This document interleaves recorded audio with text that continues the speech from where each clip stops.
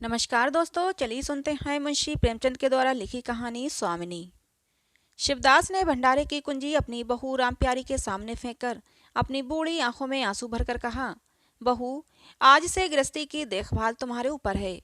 मेरा सुख भगवान से देखा नहीं गया, नहीं तो क्या जवान बेटे को यूं छीन लेते। उसका काम करने वाला तो कोई तो चाहिए। एक हल तोड़ दूं तो गुजारा न होगा। मेरे ही कुकर्म से भगवान का ये कोप आया है और मैं ही उसे अपने माथे ले लूंगा। बिरजू का हल अब मैं ही संभालूंगा। अब घर की देखरेख करने वाला, धरने उठाने वाला तुम्हारे सिवा दूसरा कौन है। रो मत बेटा, भगवान की जो इच्छा थी वह हुआ, और जो इच्छा होगी वो होगा। हमारा तुम्हारा क्या बस है। मेरे जीते जी तुम्हें कोई टेढ़ी आंख से देख भी न सकेगा। तुम किसी बात का सोच मत करो। बिरजू गया, लेकिन अभी मैं तो बैठा हूँ। राम प्यारी और राम दुलारी दो सगी बहनें थीं। दोनों का विवाह मथुरा और बिरजू दो सगे भाइयों से हुआ। दोनों बहनें नहर की तरह ससुराल में भी प्रेम और आनंद से रहने लगीं। शिवदास की पेंशन मिली। दिन भर द्वार पर गपशप करते, भरा पूरा परिवार देखकर प्रसन्न होते और अधिकतर धर्म चर्चा में लगे रहते थे। लेकिन दैवगति से बड़ा लड़का बिरजू बीमार पड़ा और आज उसे मरे हुए 15 दिन बीत गए हैं। आज क्रियाक्रम से फुर्सत मिली और शिवदास ने सच्चे कर्मवीर की भांति फिर जीवन संग्राम के लिए कमर कस ली। मन में उसे चाहे कितना ही दुख हुआ हो, उसे किसी ने रोते नहीं देखा। आज अपनी बहू को देखकर एक क्षण के लिए उसकी आंखें सजल हो गईं, लेकिन उसने मन को संभाला और रुद्ध कंठ से उसे दिलासा देने लगा। कदाचित तो उसने सोचा था घर की स्वामिनी बनकर विधवा के आंसू पुछ जाएंगे। कम से कम उसे इतना कठिन परिश्रम न करना पड़ेगा। इसलिए उसने भंडारे की कुंजी बहू के सामने फेंक दी थी। वैधव्य की व्यथा को स्वामित्व के गर्भ से दबा देना चाहता था। राम प्यारी ने पुलकित कंठ से कहा, ये कैसे हो सकता है दादा कि तुम मेहनत तो मजदूरी करो और मैं मालकिन बनकर बैठूं। काम धंधे में लगी रहूंगी तो मन बदला रहेगा। बैठे बैठे तो रोने के सिवा और कुछ ना होगा। शिवदास ने समझाया, बेटा, दैव गति में तो किसी का बस नहीं। रोने धोने से हलकाने के सिवा और क्या हाथ आएगा। घर में भी तो बीसों काम हैं। कोई साधु संत आ जाए, कोई पाहुना ही आ पहुंचे, तो उसके सेवा सत्कार के लिए किसी को घर पर रहना ही पड़ेगा। बहू ने बहुत हीले किए पर शिवदास ने एक ना सुनी। शिवदास के बाहर चले जाने पर रामप्यारी ने कुंजी उठाई तो उसे मन में अपूर्व गौरव और उत्तरदायित्व का अनुभव हुआ। जरा देर के लिए पति वियोग का दुख उसे भूल गया। उसकी छोटी बहन और देवर दोनों काम करने गए हुए थे। शिवदास बाहर था, घर बिल्कुल खाली था। इस वक्त वह निश्चित होकर भंडारे को खोल सकती है। उसमें क्या क्या सामान है, क्या क्या विभूति है, ये देखने के लिए उसका मन ललायित हो उठा। इस घर में वह कभी ना आई थी। जब कभी किसी को कुछ देना या किसी से कुछ लेना देना होता था, तभी शिवदास आकर इस कोठरी को खोला करता था। फिर उसे बंद कर कर वहीं ताली अपनी कमर में रख लेता था। राम प्यारी कभी कभी द्वार की दरारों से भीतर झांकती थी, पर अंधेरे में कुछ दिखाई न देता। सारे घर के लिए ये कोठरी तिलिस्म या रहस्य था, जिसके विषय में भांति भांति की कल्पनाएं होती रहती थीं। आज राम प्यारी को वह रहस्य खोल कर देखने का अवसर मिल गया। उसने बाहर का द्वार बंद कर दिया कि कोई उसे भंडार खोलते न देख ले, नहीं तो सोचेगा बेजरूरत उसने क्यों खोला। तब आकर कांपते हुए हाथों से ताला खोला। उसकी छाती धड़क रही थी कि कोई द्वार न खटखटाने लगे। अंदर पांव रखा तो उसे कुछ उसी प्रकार का, लेकिन उससे कहीं तीव्र आनंद हुआ जो उसे अपने गहने कपड़े की पिटारी खोलने में होता था। मटकों में गुड़, शक्कर, गेहूं, जौ आदि चीजें रखी हुई थी। एक किनारे बड़े बड़े बर्तन धरे थे जो शादी ब्याह के अवसर पर निकाले जाते थे या मांगे के लिए दिए जाते थे। एक आले पर मालगुजारी की रसीदें और लेन देन के पुर्जे बंधे हुए रखे थे। कोठरी में एक विभूति सी छाई थी, मानो लक्ष्मी अज्ञात रूप से विराज रही हों। उस विभूति की छाया में रामप्यारी आधे घंटे तक बैठी रही और अपनी आत्मा को तृप्त करती रही। प्रतिक्षण उसके हृदय पर ममत्व का नशा सा छाया जा रहा था। जब वह उस कोठरी से निकली तो उसके मन के संस्कार बदल गए थे, मानो किसी ने उस पर मंत्र डाल दिया हो। उसी समय द्वार पर किसी ने आवाज दी। उसने तुरंत भंडारे का द्वार बंद किया और जाकर सदर दरवाजा खोल दिया। देखा तो पड़ोसी झुनिया खड़ी है और 1 रुपया उधार मांग रही है। रामप्यारी ने रुखाई से कहा, अभी तो 1 पैसा घर में नहीं जीजी, क्रियाक्रम में सब खर्च हो गया। झुनिया चकरा गई। चौधरी के घर में इस समय 1 रुपया भी नहीं, ये विश्वास करने की बात न थी। जिसके यहाँ सैकड़ों का लेन देन है, वह सब कुछ क्रियाक्रम में ही नहीं खर्च कर सकता। अगर शिवदास ने बहाना किया होता तो उसे आश्चर्य न होता। प्यारी तो अपने सरल स्वभाव के लिए गांव में मशहूर थी। अक्सर शिवदास की आंखें बचाकर पड़ोसियों को इच्छित वस्तुएं दे दिया करती थी। अभी कल ही तो उसने जानकी को सेर भर दूध दिया था। यहाँ तक कि अपने गहने भी मांगे पर दे देती थी। कृपण शिवदास के घर में ऐसी सखरज बहू का आना गांव वाले अपने सौभाग्य की बात समझते थे। झुनिया ने चकित तो होकर कहा, ऐसा ना कहो जीजी, बड़े गाड़े में पढ़कर आई हूँ। नहीं तुम जानती हो मेरी आदत ऐसी नहीं। बाकी का 1 रुपया देना है। प्यादा द्वार पर खड़ा बकझक कर रहा है। रुपया दे दो तो किसी तरह ये विपत्ति टले। मैं आज के 8वें दिन आकर दे जाऊंगी। गांव में और कौन घर है जहां मांगने जाऊं। लेकिन प्यारी टस से मस न हुई। उसके जाते ही प्यारी सांझ के लिए रसोई पानी का इंतजाम करने लगी। पहले चावल दाल बिनना अपाड़ लगता था और रसोई में जाना तो सूली पर चढ़ने से कम न था। कुछ देर बहनों में झाँव झाँव होती, तब वो शिवदास आकर कहते, क्या आज रसोई न बनेगी? तो 2 में से एक उठती और मोटे मोटे टिक्कड़ लगाकर रख देती थी, मानो बैलों का रातिब हो। आज प्यारी तन मन से रसोई के प्रबंध में लगी हुई है। अब वह घर की स्वामिनी जो है।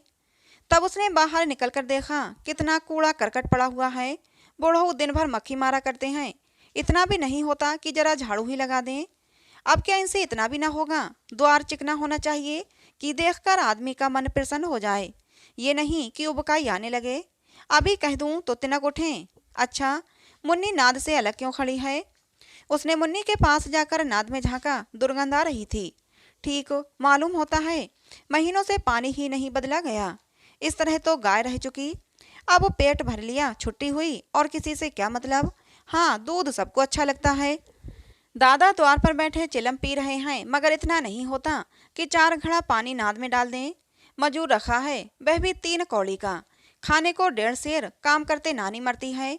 आ जाता है तो पूछती हूँ, नाद में पानी क्यों नहीं बदला? रहना है तो रहे, नहीं तो जाए।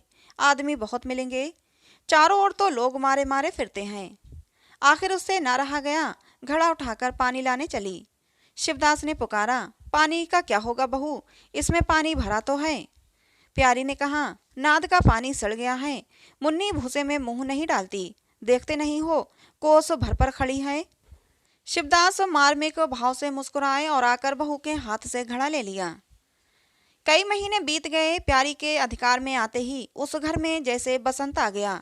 भीतर बाहर जहां देखिए किसी निपुण प्रबंधक के हस्त कौशल, सुविचार और सुरुचि के चिन्ह दिखते थे। प्यारी ने गृह यंत्र की ऐसी चाबी कस दी थी कि सभी पुर्जे ठीक ठाक चलने लगे थे। भोजन पहले से अच्छा मिलता है और समय पर मिलता है। दूध ज़्यादा होता है, घी ज़्यादा होता है और काम भी ज़्यादा होता है। प्यारी न खुद विश्राम लेती है, न दूसरों को विश्राम लेने देती है। घर में ऐसी बरकत आ गई है कि जो चीज़ मांगो घर ही में निकल आती है। आदमी से लेकर जानवर तक सभी स्वस्थ दिखाई देते हैं। अब वह पहले की सी दशा नहीं कि हर कोई चीथड़े लपेटे घूम रहा है, किसी को गहने की धुन सवार है। हाँ, अगर कोई रुग्ण और चिंतित तथा मलिन वेश में है तो वह प्यारी है। फिर भी सारा घर उससे जलता है। यहाँ तक कि बूढ़े शिवदास भी कभी कभी उसकी बदगोई करते हैं। किसी को भी पहर रात रहे उठना अच्छा नहीं लगता। मेहनत से सभी जी चुराते हैं। फिर भी ये सब मानते हैं कि प्यारी ना हो तो घर का काम न चले। और तो और दोनों बहनों में भी अब उतना अपनापन नहीं रहा। प्रातःकाल का समय था। दुलारी ने हाथों के कड़े लाकर प्यारी के सामने पटक दिए और घुनाई हुई बोली, लेकर इसे भी भंडारे में बंद कर दे। प्यारी ने कड़े उठा लिए और कोमल स्वर से कहा, कह तो दिया, हाथ में रुपया आने दे, बनवा दूंगी। अभी ऐसा घिस नहीं गया कि आज ही उतार कर फेंक दिया जाए। दुलारी लड़ने को तैयार होकर आई थी। बोली, तेरे हाथ में काहे को अभी रुपये आएंगे और काहे को कड़े बनेंगे? जोड़ जोड़ कर तो रखने में तुझे मजा आता है ना।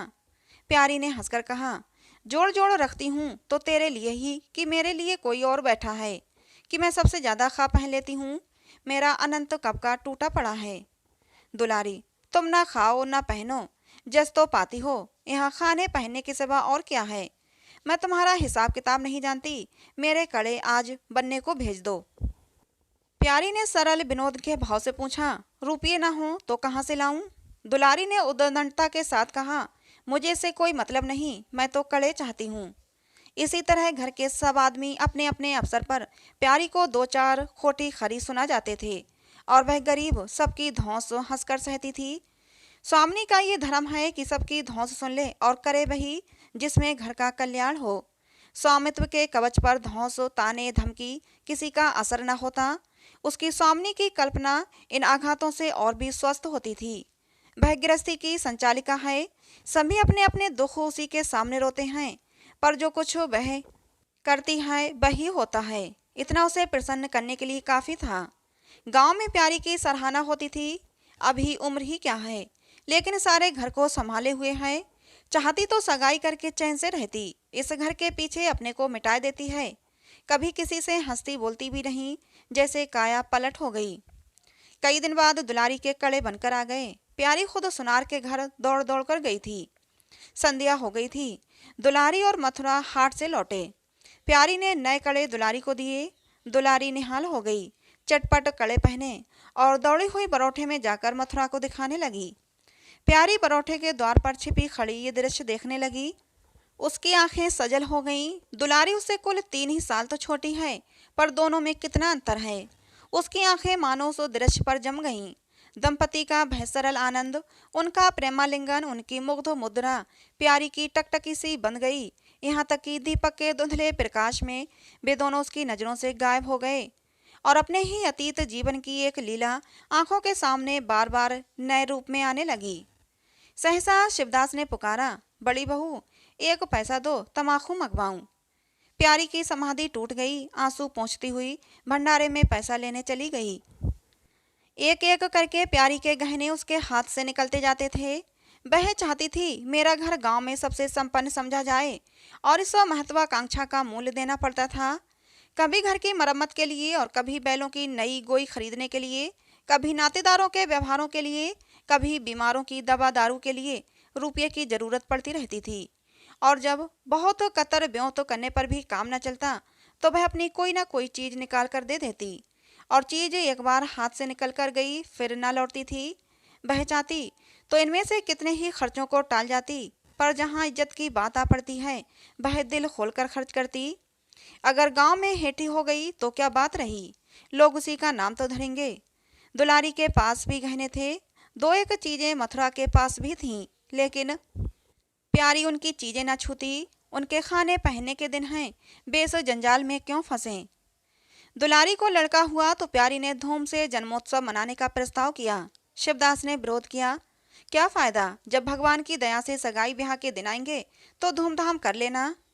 प्यारी का हौसलों से भरा दिल भला क्यों मानता। बोली, कैसी बात कहते हो दादा, पहलौटे लड़के के लिए भी धूमधाम ना हुई तो कब होगी। मन तो नहीं मानता, फिर दुनिया क्या कहेगी कि नाम बड़े और दर्शन छोटे। मैं तुमसे कुछ नहीं मांगती, अपना सारा सरंजाम कर लूंगी, गहनों के माथे जाएगी और क्या। शिवदास ने चिंतित होकर कहा, इस तरह एक दिन धागा भी न बचेगा। कितना समझाया बेटा, भाई भौजाई किसी के नहीं होते। अपने पास 2 चीजें रहेंगी तो सब मुंह जोएंगे, नहीं तो कोई सीधे मुंह बात भी नहीं करेगा। प्यारी ने ऐसा मुंह बनाया मानो वह ऐसी बूढ़ी बातें बहुत सुन चुकी है और बोली, जो अपने हैं वे भी न पूछें तो भी अपने ही रहते हैं। मेरा धर्म मेरे साथ है, उनका धर्म उनके साथ है। मर जाऊंगी तो क्या छाती पर लाद कर ले जाऊंगी। धूमधाम से जन्मोत्सव मनाया गया। बरही के दिन सारी बिरादरी का भोज हुआ। लोग खा पी कर चले गए। प्यारी दिन भर की थकी मांदी आंगन में एक टाट का टुकड़ा बिछाकर कमर सीधी करने लगी।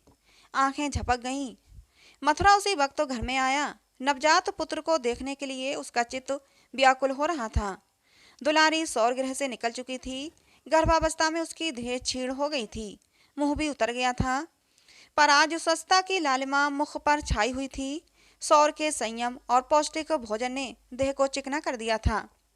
मथुरा उसे आंगन में देखते ही समीप आ गया और एक बार प्यारी की ओर ताककर उसके निद्रा मगन होने का निश्चय करके उसने शिशु को गोद में ले लिया और उसका मुंह चूमने लगा।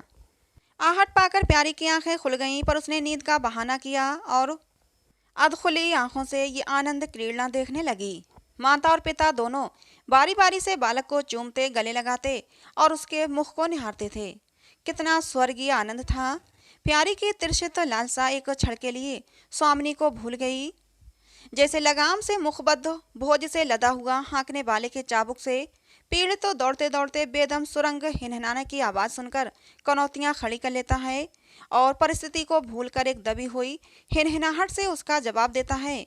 कुछ वही दशा प्यारी की हुई। उसका मातृत्व जो पिंजरे में बंद मुंह को निश्चेष्ट पड़ा हुआ था, समीप से आने वाली मातृत्व की चहकार सुनकर जैसे जाग पड़ा और चिंताओं के उस पिंजरे से निकलने के लिए पंख फड़फड़ाने लगा। मथुरा ने कहा, यह मेरा लड़का है।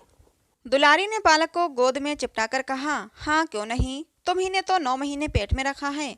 सांसद तो मेरी हुई, बाप कहलाने के लिए तुम कूद पड़े। मथुरा, मेरा लड़का ना होता तो मेरी सूरत का क्यों होता? चेहरा मोहरा रंग रूप सब मेरे जैसा ही तो है। दुलारी, इससे क्या होता है? बीज बनिए के घर से आता है, खेत किसान का होता है, उपज बनिए की नहीं होती, किसान की होती है। मथुरा, बातों में तुमसे कोई ना जीतेगा। मेरा लड़का जब बड़ा हो जाएगा तो मैं द्वार पर बैठकर मजे से हुक्का पिया करूंगा और चैन से रहूंगा। दुलारी, मेरा लड़का पढ़ेगा लिखेगा, कोई बड़ा खुदा पाएगा, तुम्हारी तरह दिन भर बैल के पीछे न चलेगा। मालकिन से कहना है कल एक पालना बनवा दे। मथुरा, अब बहुत सवेरे न उठ करना और छाती फाड़कर काम भी न करना। दुलारी, ये महारानी जीने देंगी? मथुरा, मुझे तो बेचारी पर दया आती है, उसके कौन बैठा हुआ है, हम ही लोगों के लिए मरती है। भैया होते तो अब तक 2-3 बच्चों की माँ हो गई होती। प्यारी के कंठ में आंसुओं का ऐसा बेग उठा कि उसे रोकने के लिए सारी देह कांप उठी। अपना वंचित जीवन उसे मरुस्थल सा लगा, जिसकी सूखी रेत पर वह हरा भरा बाग लगाने की निष्फल चेष्टा कर रही थी। कुछ दिनों के बाद शिवदास भी मर गया। उधर दुलारी के 2 बच्चे और हुए, वह भी अधिकतर बच्चों के पालन में ही व्यस्त रहने लगी। खेती का काम मजदूरों पर आ पड़ा। मथुरा मजदूर तो अच्छा था, संचालक अच्छा ना था। उसे स्वतंत्र रूप से काम कर लेने का कभी अवसर न मिला। खुद पहले भाई की निगरानी में काम करता रहा, बाद को बाप की निगरानी में काम करने लगा था। खेती का तार भी न जानता था। वही मजूर उसके यहाँ टिकते जो मेहनत नहीं खुशामद करने में कुशल होते थे। इसलिए प्यारी को अब दिन में 2-4 चक्कर हार के भी लगाने पड़ते थे। कहने को तो वो अब भी मालकिन थी, पर वास्तव में घर भर की सेविका थी। मजूर भी उससे त्योरियां बदलते, जमींदार का प्यादा भी उसी पर धौंस जमाता। भोजन में भी किफायत करनी पड़ती। लड़कों को तो जितनी बार मांगे उतनी बार कुछ ना कुछ चाहिए। दुलारी तो लड़कोरी थी, उसे भरपूर भोजन चाहिए था। मथुरा घर का सरदार था, उसके इस अधिकार को कौन छीन सकता था? मजूर भला क्यों रियायत करने लगे थे? सारी कसर प्यारी पर निकलती थी। वही एक फालतू चीज थी। अगर आधा पेट खाया तो किसी को हानि न हो सकती थी। 30 वर्ष की अवस्था में उसके बाल पक गए, कमर झुक गई, आंखों की जोत कम हो गई, मगर वह प्रसन्न थी। स्वामित्व का गौरव इन सारे जख्मों पर मरहम का काम करता था। एक दिन मथुरा ने कहा, भाभी अब तो कहीं परदेश जाने का जी होता है। यहाँ तो कमाई में बरकत नहीं, किसी तरह पेट की रोटी चल जाती है, वो भी रोध होकर। कई आदमी पूरब से आए हैं, कहते हैं वहाँ 2-3 रुपये रोज की मजदूरी हो जाती है। 4-5 साल भी रह गया तो माला माल हो जाऊंगा। अब आगे लड़के वाले हुए, इनके लिए कुछ तो करना ही चाहिए। दुलारी ने भी समर्थन किया। हाथ में 4 पैसे होंगे, लड़कों को पढ़ाएंगे लिखाएंगे। हमारी तो किसी तरह कट गई, लड़कों को तो आदमी बनाना है। प्यारी ये प्रस्ताव सुनकर अबाक रह गई, उनका मुंह ताकने लगी। इसके पहले इस तरह की बातचीत कभी ना हुई थी। ये दोनों कैसे सवार हो गई? उसे संदेह हुआ शायद मेरे कारण ये भावना उत्पन्न हुई। बोली, मैं तो जाने को ना कहूँगी, आगे जैसी इच्छा हो। लड़कों को पढ़ाने लिखाने के लिए यहाँ भी तो मदरसा है, फिर क्या नित्य वही दिन बने रहेंगे? 2-3 साल भी खेती बन गई तो सब कुछ हो जाएगा। मथुरा, इतने दिन खेती करते हो गए, जब अब तक ना बनी तो अब क्या बन पाएगी? इस तरह एक दिन चल देंगे, मन की मन में रह जाएगी। फिर अब पौरख भी तो थक रहा है, ये खेती कौन संभालेगा? लड़कों को मैं चक्की में जोत कर उनकी जिंदगी नहीं खराब करना चाहता। प्यारी ने आंखों में आंसू लाकर कहा, भैया घर पर जब तक आधी मिले सारी के लिए ना धावना चाहिए। अगर मेरी ओर से कोई बात हो तो अपना घर बार अपने हाथ में रखो, मुझे एक टुकड़ा दे देना, पड़ी रहूंगी। मथुरा आर्द्र कंठ होकर बोला, भाभी ये तुम क्या कहती हो? तुम्हारे ही संभाले ये घर अब तक चला है, नहीं तो रसातल में चला गया होता। इस गृहस्थी के पीछे तुमने अपनी को मिट्टी में मिला दिया, अपनी देह घुला डाली। मैं अंधा नहीं हूँ, सब कुछ समझता हूँ। हम लोगों को जाने दो, भगवान ने चाहा तो घर फिर संभल जाएगा। तुम्हारे लिए हम बराबर खर्च भेजते रहेंगे। प्यारी ने कहा, जो ऐसा ही है तो तुम चले जाओ, बाल बच्चों को कहाँ कहाँ बांधे फिरोगे। दुलारी बोली, ये कैसे हो सकता है बहन, यहाँ देहात में लड़के क्या पढ़ेंगे लिखेंगे, बच्चों के बिना इनका भी वहाँ जीना लगेगा। दौड़ दौड़ कर घर आएंगे और सारी कमाई रेल खा जाएगी। परदेश में अकेले जितना खर्च होगा उतने में सारा घर आराम से रहेगा। प्यारी बोली, तो मैं ही यहाँ रहकर क्या करूँगी, मुझे भी साथ लेते चलो। दुलारी उसे साथ ले चलने को तैयार न थी। कुछ दिन जीवन का आनंद उठाना चाहती थी। अगर परदेश में भी ये बंधन रहा तो जाने से फायदा ही क्या। बोली, बहन तुम चलती तो क्या बात थी, लेकिन फिर यहाँ का कारोबार तो चौपट हो जाएगा। तुम तो कुछ ना कुछ देखभाल करती ही रहोगी। प्रस्थान की तिथि के एक दिन पहले ही रामप्यारी ने रात भर जाग कर हलवा और पूरियां पकाईं। जब से इस घर में आई कभी एक दिन के लिए अकेले रहने का अवसर नहीं आया। दोनों बहनें सदा साथ रहीं। आज उस भयंकर अवसर को सामने आते देखकर प्यारी का दिल बैठा जाता था। वह देखती थी मथुरा प्रसन्न है, बाल बिरंद यात्रा के आनंद में खाना पीना तक भूले हैं। तो उसके जी में आता वह भी इसी भांति निर्द्वंद रहे, मोह और ममता को पैरों से कुचल डाले। किंतु वह ममता जिस खादल को खा खा कर पली थी, उसे अपने सामने से हटाए जाते देखकर क्षुब्ध होने से न रुकती थी।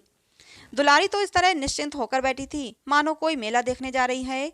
नई नई चीजों को देखने, नई दुनिया में विचरने की उत्सुकता ने उसे क्रिया शून्य सा कर दिया था। प्यारी के सिर सारे प्रबंध का भार था। धोबी के घर से सब कपड़े आए हैं या नहीं, कौन कौन से बर्तन साथ जाएंगे, सफर खर्च के लिए कितने रुपये की जरूरत होगी। एक बच्चे को खांसी आ रही थी, दूसरे को कई दिन से दस्त आ रहे थे। उन दोनों की औषधियों को पीसना कूटना आदि सैकड़ों ही काम व्यस्त किए हुए थे। लड़कोरी न होकर भी वह बच्चों के लालन पोषण में दुलारी से कुशल थी। देखो, बच्चों को बहुत मारना पीटना मत, मारने से बच्चे जिद्दी या बेहया हो जाते हैं। बच्चों के साथ आदमी को बच्चा बन जाना पड़ता है। जो तुम चाहो कि हम आराम से पड़े रहें और बच्चे चुपचाप बैठे रहें, हाथ पैर न हिलाएं, तो ये नहीं हो सकता। बच्चे तो स्वभाव के चंचल होते हैं, उन्हें किसी न किसी काम में फंसाए रखो। धेले का खिलौना हजार घुड़कियों से बढ़कर होता है। दुलारी इन उपदेशों को इस तरह बेमन होकर सुनती थी मानो कोई सनक कर बक रहा हो। विदाई का दिन प्यारी के लिए परीक्षा का दिन था। उसके जी में आता था कहीं चली जाए जिसमें वह दृश्य देखना न पड़े। हाँ, घड़ी भर में वह घर सूना हो जाएगा। वह दिन भर घर में अकेली पड़ी रहेगी, किससे हंसेगी बोलेगी, ये सोचकर उसका हृदय कांप जाता था। ज्यों ज्यों समय निकट आता था उसकी वृत्तियां शिथिल होती जाती थीं। वह कोई काम करते करते जैसे खो जाती थी और अपलक नेत्रों से किसी वस्तु को ताकने लगती। कभी अवसर पाकर एकांत में जाकर थोड़ा सा रो आती थी। मन को समझा रही थी, ये लोग अपने होते तो क्या इस तरह चले जाते। ये तो मानने का नाता है, किसी पर कोई जबरदस्ती है। दूसरों के लिए कितना ही मरो तो भी अपने नहीं होते। पानी तेल में कितना ही मिले पर फिर भी अलग ही रहेगा। बच्चे नए नए कुर्ते पहने नवाब बने घूम रहे थे। प्यारी उन्हें प्यार देने के लिए गोद में लेना चाहती थी तो रोने का सा मुंह बनाकर छुड़ाकर भाग जाते। वह क्या जानती थी कि ऐसे अवसर पर बहुधा अपने बच्चे भी निष्ठुर हो जाते हैं। 10 बजते बजते द्वार पर बैलगाड़ी आ गई। लड़के पहले ही से ही उस पर जाकर बैठे। गांव के कितने स्त्री पुरुष मिलने आए थे। प्यारी को इस समय उनका आना बुरा लग रहा था। वह दुलारी से थोड़ी देर एकांत में गले मिलकर रोना चाहती थी। मथुरा से हाथ जोड़कर कहना चाहती थी, मेरी खोज खबर लेते रहना, तुम्हारे सिवा मेरे संसार में कौन है। लेकिन इस भंबड़ में उसको इन बातों का मौका ही न मिला। मथुरा और दुलारी दोनों गाड़ी में जा बैठे और प्यारी द्वार पर रोती खड़ी रह गई। वह इतनी बहबल थी कि गांव के बाहर तक पहुंचाने की भी उसे सुधी न रही। कई दिन तक प्यारी मूर्छित सी पड़ी रही, न घर से निकली, न चूल्हा जलाया, न हाथ मुंह धोया। उसका हलवाहा जोखू बार बार आकर कहता, मालकिन उठो, मुंह हाथ धो, कुछ खाओ पियो, कब तक इस तरह पड़ी रहोगी। इस तरह की तसल्ली गांव की और स्त्रियां भी देती थीं, पर उनकी तसल्ली में एक प्रकार की ईर्ष्या का भाव छिपा हुआ जान पड़ता था। जोखू के स्वर में सच्ची सहानुभूति झलकती थी। जोखू कामचोर, बातूनी और नशेबाज था। प्यारी उसे बराबर डांटती रहती थी। 2-1 बार उसे निकाल भी चुकी थी, पर मथुरा के आग्रह से फिर रख लिया था। आज भी जोखू की सहानुभूति भरी बातें सुनकर प्यारी झुंझलाती, ये काम करने क्यों नहीं जाता, यहाँ मेरे पीछे क्यों पड़ा है। मगर उसे झड़क देने को जीना चाहता था। उसे उस समय सहानुभूति की भूख थी। फल कांटेदार वृक्ष से भी मिले तो क्या उन्हें छोड़ दिया जाता है। धीरे धीरे क्षोभ का वेग कम हुआ, जीवन के व्यापार होने लगे। अब खेती का सारा भार प्यारी पर था। लोगों ने सलाह दी, एक हल तोड़ दो और खेती को उठा दो। पर प्यारी का गर्व यूं ढोल बजाकर अपनी पराजय स्वीकार न करना था। सारे काम पूर्ववत चलने लगे। उधर मथुरा के चिट्ठी पत्री न भेजने से उसके अभिमान को और भी उत्तेजना मिली। वह समझता है मैं उसके आसरे बैठी हूँ। उसके चिट्ठी भेजने से मुझे कोई निधि न मिल जाती। उसे अगर मेरी चिंता नहीं तो मैं कब उसकी परवाह करती हूँ। घर में तो अब विशेष काम रहा नहीं। प्यारी सारे दिन खेती बाड़ी के कामों में लगी रहती। खरबूजे बोए थे, वो खूब फले और खूब बिके। पहले सारा दूध घर में खर्च हो जाता था, अब बिकने लगा। प्यारी की मनोवृत्तियों में भी एक विचित्र परिवर्तन आ गया। वह अब साफ कपड़े पहनती, मांग चोटी की ओर से भी उतनी उदासीन न थी। आभूषणों में भी रुचि हुई। रुपये हाथ में आते ही उसने अपने गिरवी गहने छुड़ाए और भोजन भी संयम से करने लगी। सागर पहले खेतों को सींचकर खुद खाली हो जाता था, अब निकास की नालियां बंद हो गई थीं। सागर में पानी जमा होने लगा और उसमें हल्की हल्की लहरें भी थीं, खिले हुए कमल भी थे। एक दिन जोखू हार से लौटा तो अंधेरा हो गया था। प्यारी ने पूछा, अब तक वहां क्या करता रहा। जोखू ने कहा, 4 क्यारियां बच रही थीं। मैंने सोचा 10 मोट और खींच दूं, कल का झंझट कौन रखे। जोखू अब कुछ दिनों से काम में मन लगाने लगा था। जब तक मालिक उसके सिर पर सवार रहते थे वह हीले बहाने करता था। अब सब कुछ उसके हाथ में था। प्यारी सारे दिन हार में थोड़ी रह सकती थी, इसलिए अब उसमें जिम्मेदारी आ गई थी। प्यारी ने लोटे का पानी रखते हुए कहा, अच्छा हाथ मुंह धो डालो। आदमी जान रखकर काम करता है, हाय हाय करने से कुछ नहीं होता। खेत आज ना होते कल होते, क्या जल्दी थी। जोखू ने समझा प्यारी बिगड़ रही है। उसने तो अपनी समझ में कारगुजारी की थी और समझा था तारीफ होगी। यहाँ आलोचना हुई। चिढ़कर बोला, मालकिन दाहिने बाएं दोनों ओर चलती हो, जो बात नहीं समझती हो उसमें क्यों कूदती हो। कल के लिए तो उचबा के खेत पड़े सूख रहे हैं। आज बड़ी मुश्किल से कुआं खाली हुआ था। सवेरे में पहुंचता तो कोई और आकर न छेक लेता। फिर अठवारे तक राह देखनी पड़ती, तब तक तो सारी ऊख विदा हो जाती। प्यारी उसकी सरलता पर हंसकर बोली, अरे तो मैं तुझे कुछ कहे थोड़ी रही हूँ पागल। मैं तो कहती हूँ कि जान रखकर काम कर, कहीं बीमार पड़ गया तो लेने के देने पड़ जाएंगे। जोहू, कौन बीमार पड़ जाएगा। मैं 20 साल में कभी सिर तक तो दुखा नहीं। आगे की नहीं जानता, कहो रात भर काम करता रहूं। प्यारी, मैं क्या जानूं। तुम ही अंतरे दिन बैठे रहते थे और पूछा जाता था तो कहते थे जुरा गया, पेट में दर्द है। जोखू झपता हुआ बोला, वो बातें जब थीं जब मालिक लोग चाहते थे कि इसे पीस डालें। अब तो जानता हूँ मेरे ही माथे है। मैं ना करूँगा तो सब चौपट हो जाएगा। प्यारी, मैं क्या देखभाल नहीं करती। जोखू, तुम बहुत करोगी, 2 बेर चली जाओगी, सारे दिन तुम वहाँ बैठी नहीं रह सकती ना। प्यारी को उसके निष्कपट व्यवहार ने मुग्ध कर दिया। बोली, तो इतनी रात गए चूल्हा जलाओगे, कोई सगाई क्यों नहीं कर लेते। जोखू ने मुंह धोते हुए कहा, तुम भी खूब कहती हो मालकिन, अपने पेट भरकर तो होता नहीं। सगाई कर लूं, 1.25 सेर खाता हूँ। 1 जून पूरा 1.25 सेर, दोनों जून के लिए 2 सेर चाहिए। प्यारी, अच्छा आज मेरी रसोई में खाओ, देखूं कितना खाते हो। जोखू ने पुलकित होकर कहा, नहीं मालकिन, तुम बनाते बनाते थक जाओगी। हाँ, आधा आध सेर के 2 रोटा बनाकर खिला दो तो खा लूं। मैं तो यही करता हूँ, बस आटा सान कर 2 लिट बनाता हूँ और उपले पर सेंक लेता हूँ। कभी मठे से, कभी नमक से, कभी प्याज से खा लेता हूँ और आकर पड़ रहता हूँ। प्यारी, मैं तुम्हें आज फुलके खिलाऊंगी। जोखू, तब तो सारी रात खाते ही बीत जाएगी। प्यारी, बको मत, चटपट आकर बैठ जाओ। जोखू, जरा बैलों को सानी पानी देता हूँ तो बैठूं। जोखू और प्यारी में ठनी हुई थी। प्यारी ने कहा, मैं कहती हूँ धान रोपने की कोई जरूरत नहीं। झड़ी लग जाए तो खेत डूब जाए, बरखा बंद हो जाए तो खेत सूख जाए। ज्वार बाजरा सन अरहर सब तो हैं, धान न सही। जोखू ने अपने विशाल कंधे पर फावड़ा रखते हुए कहा, जब सबका होगा तो मेरा भी होगा, सबका डूब जाएगा तो मेरा भी डूब जाएगा। मैं क्यों किसी से पीछे रहूं। बाबा के जमाने में 5 बीघा से कम नहीं रोपा जाता था। बिरजू भैया ने उसमें 1-2 बीघे और बढ़ा दिए। मथुरा ने भी थोड़ा बहुत हर साल रोपा, तो मैं क्या सबसे गया बीता हूँ। मैं 5 बीघे से कम न लगाऊंगा। तब घर में 2 जवान काम करने वाले थे। प्यारी बोली, मैं अकेला उन दोनों के बराबर खाता हूँ, दोनों के बराबर काम क्यों ना करूँगा। चल झूठा कहीं का, कहते थे 2 सेर खाता हूँ, 4 सेर खाता हूँ और आधा सेर में ही रह गए। एक दिन तौलो तब मालूम हो। तौला है बड़ा खाने वाले, मैं कह देती हूँ धान न रोपो, मजूर मिलेंगे नहीं, अकेले हलकान होना पड़ेगा। तुम्हारी भला से मैं ही हलकान होऊंगा ना, ये देह किस दिन काम आएगी। प्यारी ने उसके कंधे पर से फावड़ा ले लिया और बोली, तुम पहर रात से पहर रात तक ताल में रहोगे, अकेले मेरा जी उबने लगेगा। जोखू को उबने का अनुभव न था। कोई काम न हो तो आदमी पढ़कर सो रहे, जी क्यों उबे। बोला, जी उबे तो सो रहना, मैं घर रहूंगा तो और भी जी उबेगा।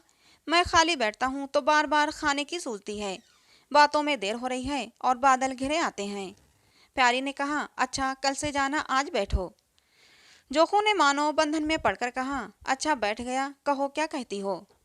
प्यारी ने विनोद करते हुए कहा, कहना क्या है, मैं तुमसे पूछती हूँ अपनी सगाई क्यों नहीं कर लेते, अकेले मरती हूँ तब 1 से 2 हो जाऊंगी।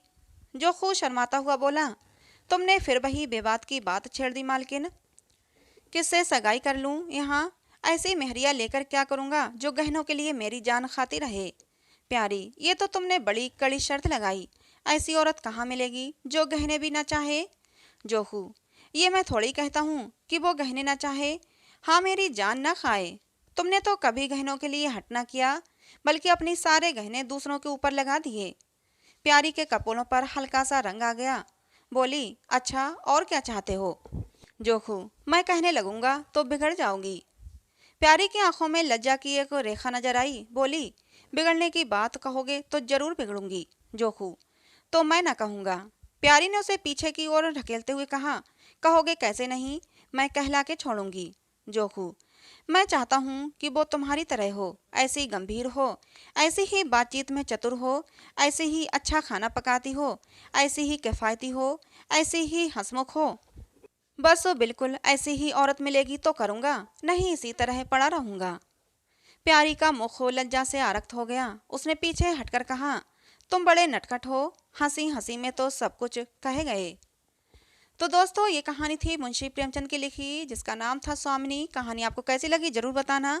कहानी पसंद आई हो तो प्लीज़ लाइक करना, हमारे चैनल को सब्सक्राइब करना। कहानी को पूरा अंत तक सुनने के लिए आप लोगों का बहुत बहुत धन्यवाद। मिलते हैं दोस्तों अगली किसी नई कहानी में।